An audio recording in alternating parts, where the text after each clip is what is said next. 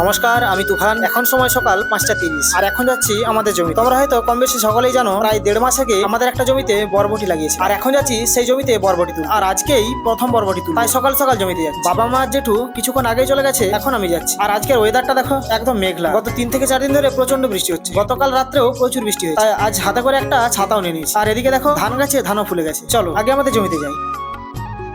চলে এসেছি আমাদের জমিতে, আর এটা হলো আমাদের বরবটির জমি। ওই যে ওখানে বাবা বরবটি তুলছে, আমিও গাড়া নিয়ে নিলাম। চলো এবার আগে বরবটি গুলোকে তুলে ফেলি, তারপর তোমাদের দেখাবো আজ কতগুলো বরবটি বেরোলো। 2 hours later.